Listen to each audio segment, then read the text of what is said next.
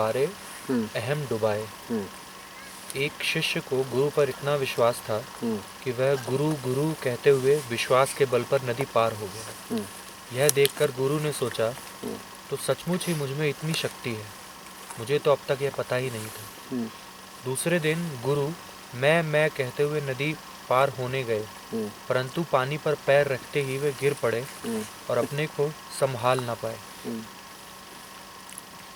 इतनी सी कहानी है। इस पर धीरज जी का प्रश्न है कि आचार्य जी, यह कहानी बहुत ही प्यारी लगी, बस आपको इस पे सुनना चाहता हूँ। मेरे कोई गुरु नहीं है, मैं किनका नाम लिया करूँ जब दरिया पार करनी हो। गुरु का क्या नाम? गुरु का क्या नाम? गुरु। जैसे सबका एक ही नाम होता है, क्या? मैं। तुम अपने आप को क्या बोलते हो? क्या बोलते हो अपने आप को? हाँ? मैं। अरे ये तो दोनों का एक ही नाम है। लाजी।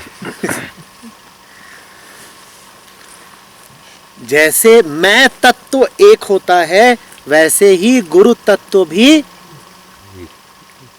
बोलो एक ही होता है। अहंकार के रूप अनेक हैं, मूल एक है, वो है अहम वृत्ति। और आत्मा तो निस्संदेह एक ही है। आत्मा का ही दूसरा नाम है गुरु। तो गुरु को कोई विशिष्ट नाम देने की आवश्यकता भी नहीं है, इसीलिए इतना ही कहना काफी है, गुरु। यही कारण है कि शिष्य भी जब गुरु से मिलता है तो गुरु का नाम थोड़ी ही लेता है। वो क्या बोलता है? गुरु जी। बस नाम ले लिया तो भद्द पिट गई, नाम ले लिया तो व्यक्ति बना दिया, नाम ले लिया तो क्षुद्र कर दिया, बांट दिया, सीमित कर दिया, विशिष्ट बना दिया।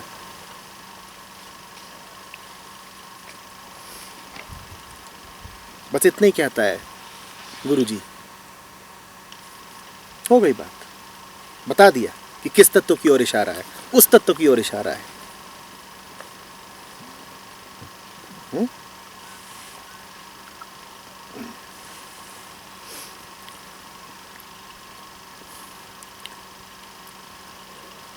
गुरु बहादुर अनाड़ी थे, धीरज। उनको लगा उनकी बात की जा रही है।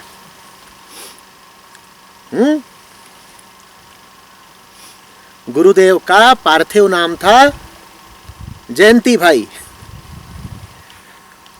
और शिष्य क्या बोल के पार करा नदी को? गुरु गुरु गुरु गुरु। और जयंती भाई क्या जाने, मेरी बात हो रही है। अरे दादा, तुम्हारी बात नहीं हो रही है। ये खेल तुमसे बहुत बड़ा है। तुम्हारे माध्यम से यदि परमात्मा सत्ता मुखरित हुई तो शिष्य का कल्याण हुआ। शिष्य को तुम्हारी देह से कोई लेना देना नहीं है। देह कौन है? जयंती भाई। तुम वही हाड़ मांस रखे रहते और तुमसे वो बातें न फूटती जो फूटी तो शिष्य तुम्हें दो कौड़ी का न गुनता।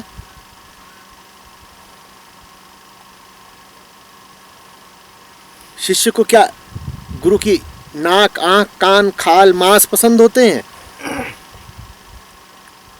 शिष्य किसको पूछता है? गुरु की चेतना की गहराइयों को। गुरु की चेतना गहरी है, इतनी गहरी कि वो आत्मा को छू रही है।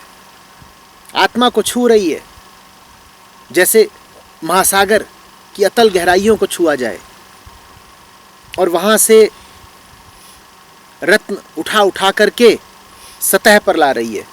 और किसको दे रही है? शिष्य को। गुरु उस चेतना को पूज रहा है जो शिष्य पर रत्न लुटा रही है। गुरु के मुंह को थोड़ा ही पूज रहा है। मुंह तो सबका एक जैसा होता है। पत्थर मारो तो गुरु के भी खून बहेगा और शिष्य के भी। और मच्छर काटेगा तो दोनों को बुखार होगा, होगा कि नहीं होगा? मौत दोनों को आएगी, बीमारी दोनों को लगेगी। तो गुरु में क्या खास है?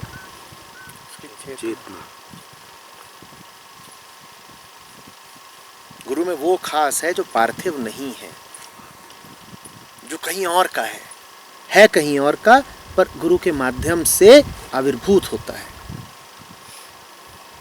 पर जयंती भाई माया के चक्कर में आ गए। वो जाने कि मैं खास हूं, और इस चक्कर में बहुत गुरु लुटे हैं। उन्हें भ्रम होने लग जाता है कि मैं खास हूं, और मैं जुड़ा बैठा है किससे? ले।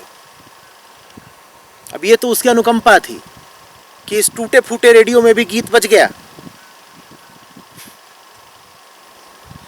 और रेडियो को बड़ा गुमान क्या कि मैं ही तो हूं संगीतज्ञ। और रेडियो की हालत क्या है?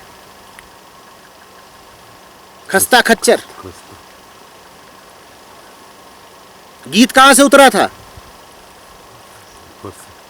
पता नहीं कहां से उतरा था।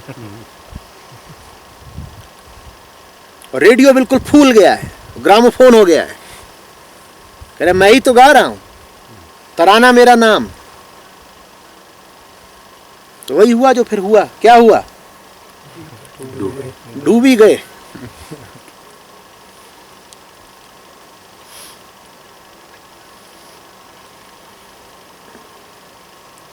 सुंदर बात कही है कबीर ने, शिष्य पूजे गुरु आपना, गुरु पूजे सब साध। गुरु वो जो गुरु की पूजा करना जानता है। यहां पर गुरुदेव ने यही गलती कर मारी। क्या? गुरु गुरु कहने की जगह उन्होंने मैं कहना शुरू कर दिया। शिष्य तो तर गया, क्योंकि शिष्य को याद था कि किसका नाम लेना है? गुरु का। पर जयंती भाई कबीर की बात या तो सुने नहीं थे या भूल गए। क्या कहा कबीर ने? कि गुरु को भी पूजना पड़ेगा।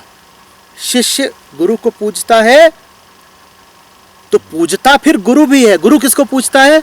गुरु। सब साधुओं को पूजता है। जो साधु तत्व है वो उस तत्व मात्र की उपासना करता है।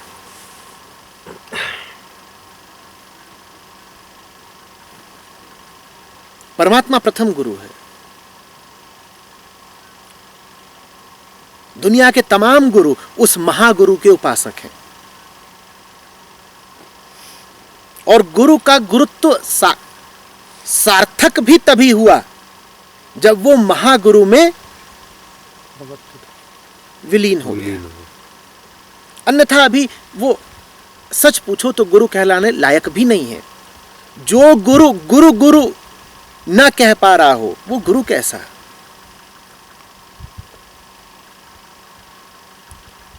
कैसा गुरु?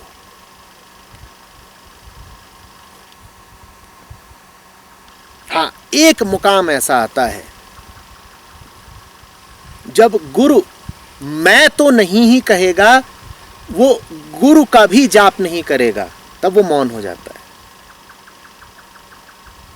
अब वो मौन गुरुता मात्र है। अब वो किसी को आवाज नहीं दे सकता। अब वो आवाज दे भी रहा है तो मौन में स्वयं को ही आवाज दे रहा है, पर वो मैं नहीं है।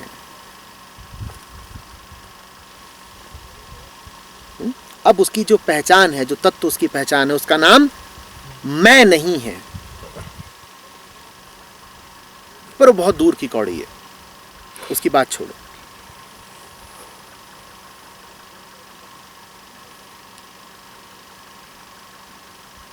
गुरु कोई व्यक्ति नहीं होता, कोई व्यक्ति गुरु नहीं होता। व्यक्तियों का तो खेल है।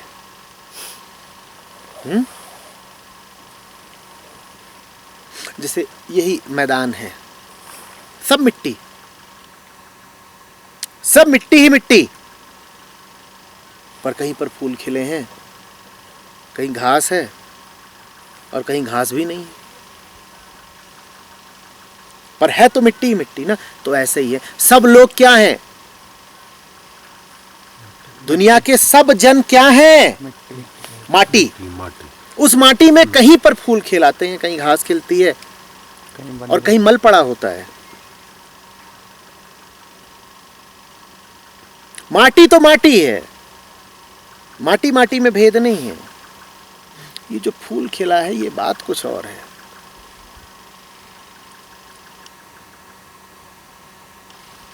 बात समझ रहे हो? मिट्टी फूल बन गई, ये काम मिट्टी का नहीं हो सकता। हाँ, फूल के नीचे भी पा क्या रहे हो, मिट्टी। और तुम ये भी जानते हो कि वो फूल कहीं भी और भी खिल सकता है, संभावना हर जगह है, क्योंकि मिट्टी हर जगह मौजूद है। जो फूल यहां खिला है कहीं भी खिल सकता है। यही तो रिश्ता है गुरु और शिष्य का, कि फूल यहां खिला है, ले कुछ बीज मैंने, इसी फूल के बीज जो खिला है यहां पर मैंने बिखेर दिए। जो यहां खिल सकता है फूल, वो वहां भी खिल सकता है, वहां भी खिलेगा, वहां भी खिलेगा। फूल ही फूल हो सकते हैं हर तरफ। लेकिन मिट्टी में क्या अंतर? मिट्टी मृत, नाम ही है उसका, मृत्तिका।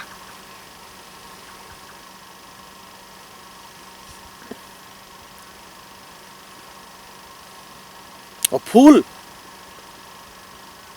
जीवंत, साक्षात, धड़कता हुआ, सांस लेता हुआ, प्रेम करता हुआ, खुशबू।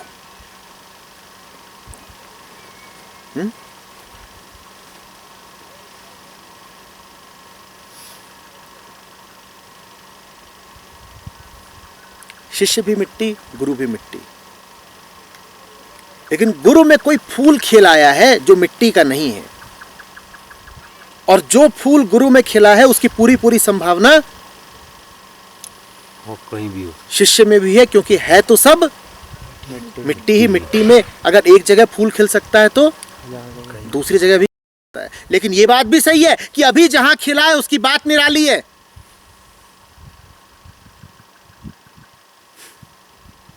अभी जहां खिला है उसकी बात निराली है।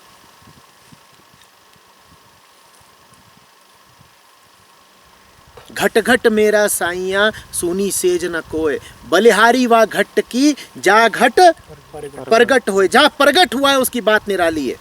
प्रगट हो कहीं भी सकता है, यहां वहां वहां। दुनिया में जितने जड़ चेतन जीव हैं, परमात्मा की उतनी और उससे भी ज्यादा संभावनाएं हैं, कहीं भी प्रकट हो सकता है। लेकिन तुम मिट्टी तो बालों में नहीं लगाते ना, तुम मिट्टी तो सूंघने नहीं जाते ना। तुम जाते वही हो जहां पर फूल प्रकट हुआ है। तो प्रकट होने की बात निराली है।